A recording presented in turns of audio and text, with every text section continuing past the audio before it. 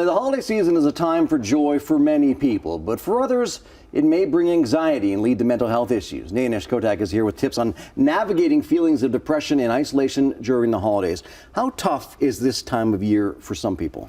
You're absolutely right. For many, it's a merry time, Merry Christmas, but for a lot of people, it's one of the hardest times of the year. They may have issues, family-related issues, economic-related issues, and may have had tragedies in their life in the past. And there also is seasonal affective disorder. So we have a lack of sunlight, and this affects people too.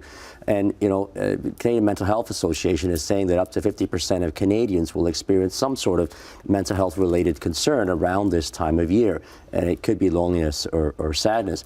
I think it's very important to look out for one another and look out for those signs and realize that there is treatment out there for people, because the issue is one of the biggest problems.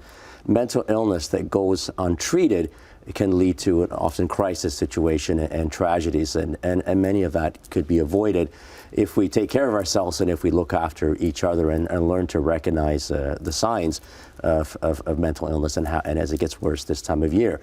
Our area of practice, we practice long-term disability litigation, and the majority of our clients have some form of mental illness. It may begin because of physical pain that they have, but often it's actual mental illness itself. So we do see that in our practice quite a bit. Now, obviously, we're getting a little bit better with seeing or understanding mental illness, but like a physical illness is visible. You can't necessarily see a mental illness. How does that affect the workplace?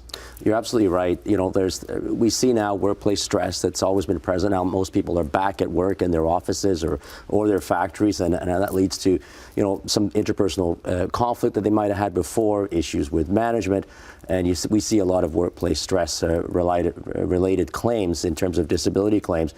Yes, you cannot scan it. I mean, they're all what's called subjective complaints, and there still is a stigma in our society attached to mental illness, and it's unfortunate. And employers sometimes they don't really take it seriously, and insurance companies deny claims, and they tend to use this catch-all phrase, there's insufficient medical evidence. In terms of tips or advice I have for people, if you're having stress at work or you've made a disability claim, most important, have contact with your family doctor. That should be the primary person you go to. Every time you go to the doctor, they write down what your complaint is. And from there, you can get referred to a psychiatrist. I know it takes a long time to get those appointments, particularly in rural areas. You're looking over a year or so. But there are counselors that you could be referred to, psychotherapists, social workers, that serve two purposes, really. One, to help the person get better. And number two, most insurance policies, disability insurance policies, have a provision that if you don't seek treatment for your ailment, you will not get paid benefits. It's got to be pretty frustrating for people already suffering from mental illness to deal with the disability claim process. Yes, it can be frustrating. Look, for the most part, one would think insurance companies would do a good job, and often they do.